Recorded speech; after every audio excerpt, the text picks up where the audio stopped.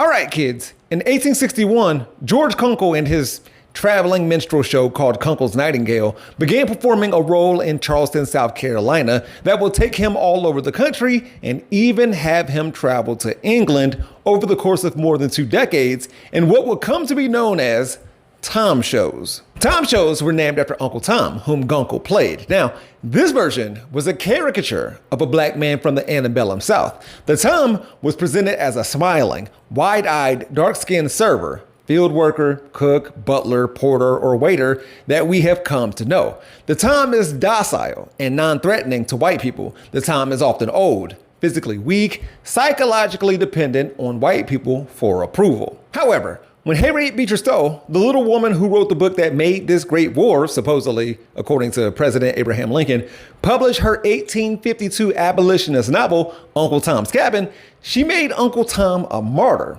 sacrificial. He wasn't weak or docile. He was a broad-chested, strong-armed fellow, as she put it. With that said, we gotta find a different way to describe this. This is the actual nightstick from the police officer that was found not guilty that broke Rodney King's knee. I got it off East Bay. Rodney, stop resisting! Stop resisting! We have lost the plot. Charleston White has too. But what do we call this mother? A mother? He does faux mo's. We'll get back to him later. Also, no fear of missing out for those who don't want to participate in name calling. And when doing so, it's not necessary to use 4-letter words for these 3 people. Feel free to call all black men kings or something if you want, by the way. Although, if, say, certain individuals wanted to crown a wannabe king of these United States, how could you describe them? Weird how cruel and greedy white men aren't called Simon Legree, but whatever. We need to find another name for Uncle Tom's. It's the worst thing you can call a black man, even worse than the word you're thinking right now. And if anyone happens to be selling out like an enslaved person, the term is right there. We pray that you use our president, that we will live in a nation where we will not be judged by the color of our skin, but by the content of our character. Pastor Lorenzo Sewell. We're going to need a stronger word than Uncle Tom for him. That was Pastor Zoe delivering an invocation during the 2025 presidential inauguration in which he said that, of course, it's like the only thing that the right knows about the Reverend Dr. Martin Luther King Jr. He wants to live in a nation where we will not be judged by the color of our skin, but by the content of our character. So let's judge him by the content of his character. He's the type of guy who will say happy birthday to himself in front of everybody. Lorenzo Sewell is the pastor at 180 Church, a black church on the outskirts of downtown Detroit, which has one of the highest percentages of minority residents among large cities in the US, with black residents making up 77% to 80% of the entire city. So the congregation of around 300 people, at least that's what it was until last summer, hosted the Trump campaign for a roundtable discussion that looked like a Trump rally. Look at all those European Americans. Detroit hasn't been that white since the Model T. President Trump, I'm so humbled that you would be here. President Obama never came to the hood, so to speak, right? President Joe Biden, he went to the big NAACP dinner, but he never came to the hood. So thank you. Thank you. Thank you, Pastor. He claimed that he let the Trump campaign know clearly that he doesn't endorse any candidate, adding, "I'm a pastor. I can't trade my spiritual influence for political influence." Along with that, I read somewhere that Sewell once praised Joe Biden and Kamala Harris for their infrastructure bill. And in an interview with Fox, he said, "It is impossible to be politically neutral." And you know what? I agree. However, I got some questions. See, we still don't know why the Trump campaign chose 180 Church and Pastor Lorenzo Sewell in a city that the former and current president said was like a living hell 4 years prior. What happened? How could this be? Was it to simply be able to get a blackface to say at the 2024 Republican National Convention that Donald, quote, came to the hood because he cares about average, everyday Americans? Could it be? Don't ask. I said, don't ask. I said, don't ask. questions. Why come the pastor got to have a nice house? Why come the pastor got to have a nice car? Don't ask. Just give the money. See, a few hours after the inauguration, the one that Jesse Lee Peterson said they should not have let him carry on with his benediction, Pastor Zoe dropped a crypto coin. What a disgrace. A short time afterward, Pastor Sewell, in addition to Ramon Jackson, testified before the Michigan House Election Integrity Committee. They allege systemic voter fraud in Detroit's election systems, claiming to have documentation of fraudulent absentee ballots being cast. We have ironclad, bear trap, hand in the cookie jar proof.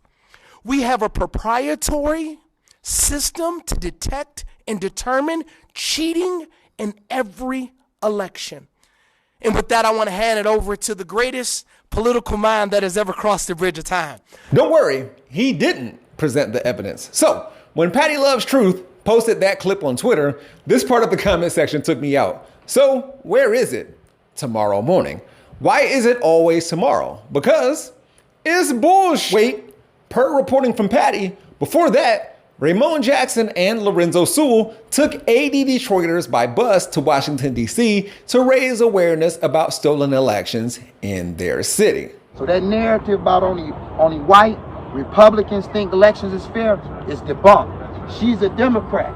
She's been a Democrat. This is my sister. I voted for her and I'm a Republican. Who says that? Who is saying that only whites think elections are being stolen? That's like debunking black people putting on cocoa butter because we want to smell like cookies. You should know that as of a couple of days before this recording, Republican Lorenzo Sewell confirmed that he's considering running for the U.S. Senate in Michigan next year. He's keeping all options open. And I don't need to tell my audience that election fraud claims are the price of admission to today's GOP. Kiss the ring, lick the boot. Look, I won't dismiss all he's gone through, then turning his life around while helping others do the same with theirs. A 180. Look, Pastor Lorenzo Sewell is allowed to change his mind, his political ideology, and electoral support. But where's the line between simple inconsistency and contradiction? Is this being opportunistic? Is it a grift? Is he trying to stay in the house, if you know what I mean? Did you tell the folks that, you bitch? Did you tell them? You fat piece of shit. You want me to bring up the other writers that wouldn't work for you? Why it took you nearly 2 years to get an article out? Because you ran that shit so bad you were running it into the ground? Moving on. The fun thing about my channel is that even my subscribers and regular viewers aren't sure of who I'm going to go into oddly specific detail on. Stephen A. Smith or Jason Whitlock? Well, it's Jason Whitlock. Stephen A. just gave us a few choice words for him that I'm not going to encourage you to use. I'm just giving you options. If there's anything I would say about Jason, it's that he is decently unaware of himself. Earlier this year, he tweeted, "I'm looking at NFL standings on ESPN.com. This is the ad running above the standings. How is this possible? Appropriate? ?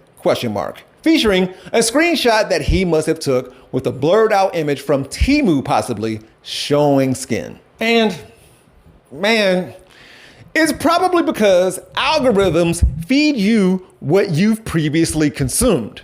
That search history makes the ad appropriate. This cell phone is crazy. The call is coming from inside the house, my brother. Jason Whitlock was a sports writer and columnist by trade and formerly worked for ESPN and Fox News for a time. And before I continue, I'm working on a video about simply ignoring conservatives to be uploaded soon. And here's an example of how we could or should treat them moving forward when they're being contrarians or fake chaos agents and wannabe edgelords or are reaching. Colby, not to twist your words or read too much into what you said, but being around young players energized you. That's not a statement about maybe you'd like to see some young players on your team? Wow. You know what? That's a Bikram yoga stretch. You stretched the hell out of it. Good job. Good job. I'm not even going to answer that. That's just silly. Next. Anyway, recently, Nick Fuentes called Jason Whitlock a token. Options. And yes, the worst person you know is right about something. Jason Whitlock is on Blaze TV in order to be the black face of conservatism, telling white people what they want to hear. Does he not know that? Something I've noticed about Jason is that he gets heavy-handed when being critical of blackness and black folks like Stephen A. Smith. But I guess the worst critique he can lob at a white person or a Republican or a person of any skin color who happens to be conservative is referring to them as a black person that he doesn't like. So when Nick Fuentes went in on him, Whitlock said Nick went full Stephen A. Smith. Then, when speaking about Fuentes dissing him, he got compared to Jesse Jackson. And sure, Whitlock said Nick's Groyper movement is like Patriot Front. Ooh. But he just wants them to admit who they are rather than claiming to be Christian. And in a number of segments where Nick Fuentes' name has come up, Whitlock has claimed that he doesn't or didn't know much about him and hasn't watched his content. Fine. So, when asking a guest on his show who has had experience with Nick about his racism and anti-Semitism, he lets the manosphere's first lady spout nonsense without a challenge. I didn't find him to be. That wasn't my experience with him. Based on the interview that I did with him, he explained his opinions in depth to me. That wasn't what I took away. Oftentimes when I go on interviews, they want me to speak for every single thing he said ever. I don't know what he said before that interview. I don't know what he said after that interview. But when I interviewed him, it was a positive, it was a good interview. He was polite to my staff, which at the time was 100% black. That racist wasn't racist around me and my staff, so I'll act like I know nothing about all he has said or done prior to being in my presence. Pick me, Pearl Davis, who wants to get chosen by incels, but that's not exactly what they do, later did math on how black the crew she hired was, 7 or 8 people. And it took her longer than it should have. Both Jason Whitlock and Pick Me Pearl are interviewing people on their shows without doing homework on them first, along with asking questions about subjects they haven't looked into themselves. Jason may not have smoke for you depending on your complexion. Speaking of, how does she get that job? How does she even get that opportunity? Because she's got a big pair of cans and she's, according to Sheen, she's willing to let people enjoy those big cans of hers. Joy Taylor, a former colleague of his, is named in the lawsuit right along with, I think, Fox Sports, one of their executives, a hairdresser, another host, and another host. She allegedly had sex with at least 2 of the people I just mentioned 2 seconds ago. Try to figure out which 2.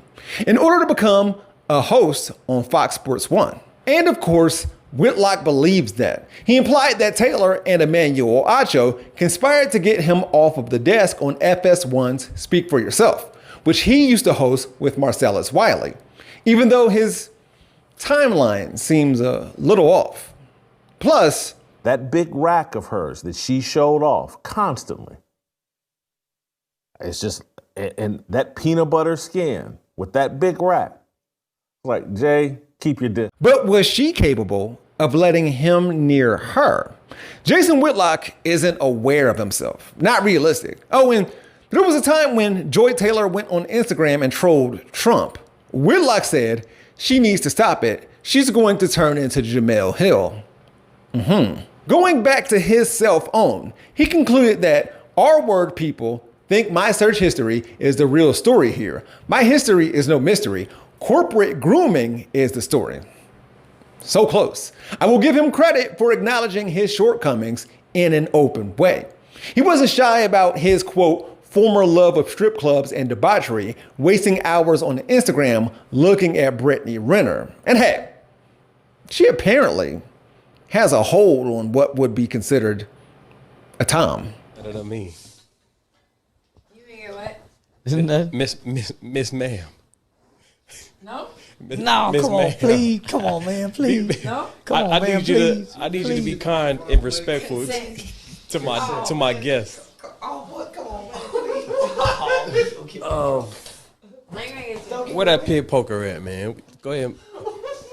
Charleston White is not only a critic of black culture and the feminine wiles of black women, he is a willing participant. He is the type of dude who would prefer that black people, quote, go back to slavery or have another civil war, rather than have a mixed black woman that's married to a white man run this country. If you have seen or heard anything he has said on social media, then I don't need to tell you what he's about. Although, I didn't know he was a comedian, so there's that. But perhaps his persona on podcasts isn't who he really is. See, according to him, that's not real life. It's always somebody said online. Everybody's complaint is what I've said online.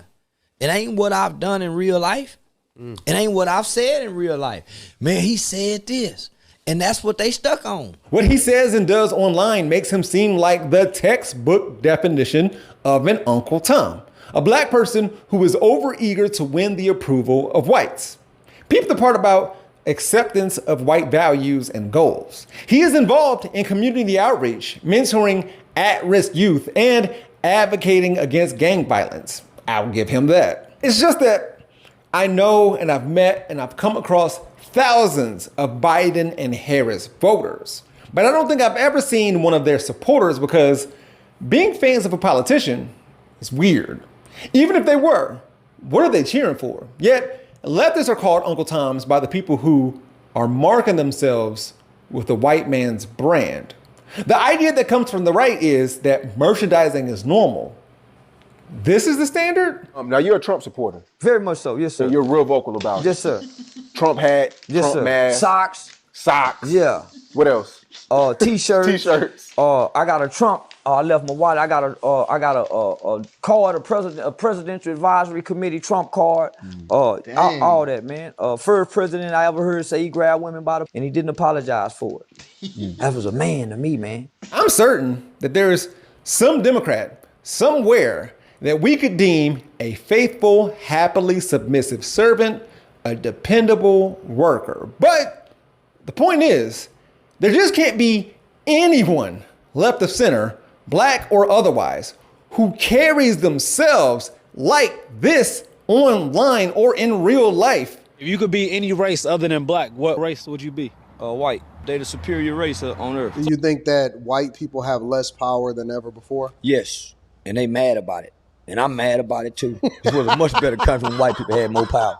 Yeah. Why you feel like white people are? Show me a black man's army. Show me a black man's navy. Show me a black man's marine. Show me a black man's Navy SEAL. Show me a black man, a Mexican man, an Italian man that done conquered the world like the white man. But why is that the basis of what is superior and what's not superior? Whoever conquers who, that's who's superior. The inferior people are conquered, not the superior. American history, a timeline of black folks labeling sellouts, and a review of Uncle Tom's Cabin could tell us why we don't use pickaninny, mammy, and so on nearly as often. The last 150 years of depictions and portrayals of Uncle Tom and successfully flipping the narrative about him by entertainers and performers who wanted to appeal to the Confederate South got black people of any ideology calling each other Uncle Tom. How can Booker T. Washington and W.E.B. Du Bois, Malcolm X and Martin Luther King Jr., Jesse Jackson and Antonio Brown all be called Uncle Toms?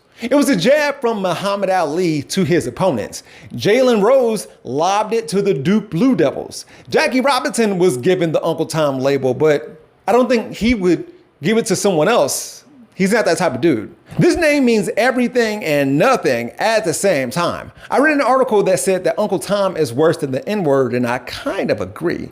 We can't and won't turn that term around and use it positively like we do with the N. There's evidence which suggests that George Kunkel, who might be partly responsible for our perception of who a fictional character like Uncle Tom was and is, switched from being pro-slavery to anti-slavery, and his performances reflected that. Also, Harriet Beecher Stowe's inspiration for Uncle Tom's Cabin came in the form of the 1850 Fugitive Slave Act, as well as Josiah Henson, a formerly enslaved man who inspired Uncle Tom and escaped to Canada and founded a settlement for fugitive people in shackles. And I can understand contemporary complaints about how Harriet Beecher Stowe, along with illustrations from her book, led to and used stereotypes and colorism for the sake of a story in the best-selling novel in the world during the 1800s. And black people don't like the fact that Uncle Tom didn't escape the plantation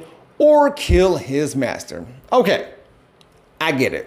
As I close, and with all the talk that goes on about who's betraying their own race and going against their own people, and what it means to be black in America, I'll leave you with this. If I had to be born all over again, I would ask the law to let me to be born blacker than what I am now. We gonna be all right.